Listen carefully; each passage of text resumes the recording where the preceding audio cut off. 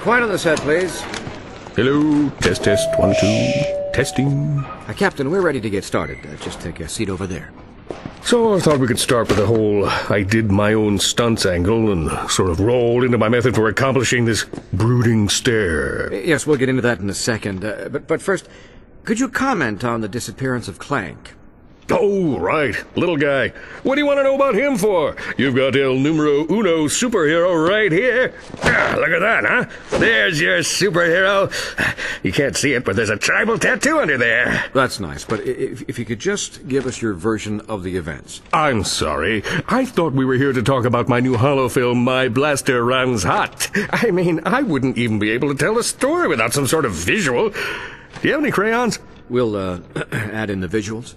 All right. It began a couple of years ago. I was manning my post as chief volunteer at the Planetary Defense Center when a deadly space armada began attacking Metropolis. Naturally, I could have handled the matter myself, but I was compelled to escort a group of underprivileged orphans to safety. I contacted Ratchet and Clank and deputized them to act in my stead. We soon learned that a vile tyrant named Percival Tachyon had amassed a large army and set his sights on destroying the galaxy's thriving Lombax population.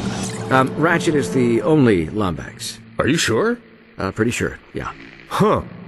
Anyway, Tachyon was after a device that would enable him to bring back a banished race of creatures known as Cragmites. Little did he know, a mysterious race known as the Zoni were giving Clank new abilities, including laser arms. But they were doing more than just giving him abilities, weren't they? Well, there was something about premonitions and yada yada yada, but the heart of the story is here with old CQ.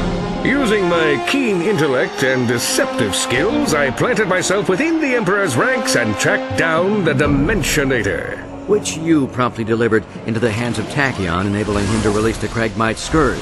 A mere bump on the road to victory, my friend. We still destroyed Tachyon, banished the Cragmites, and saved the galaxy.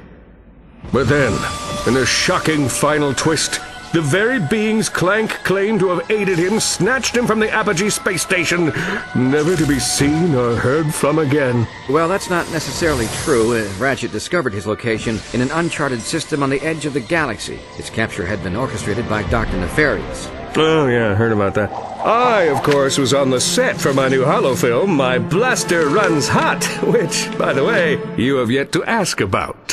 One of the greatest heroes in the universe. Your colleague is captured by your nemesis, and you stay behind. Didn't you hear the call to arms?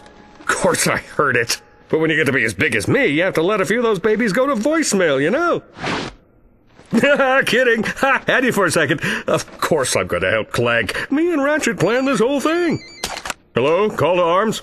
Just kidding. It's my assistant. Roll! Fire up the ship and call Ratchet. I've got a hero to save.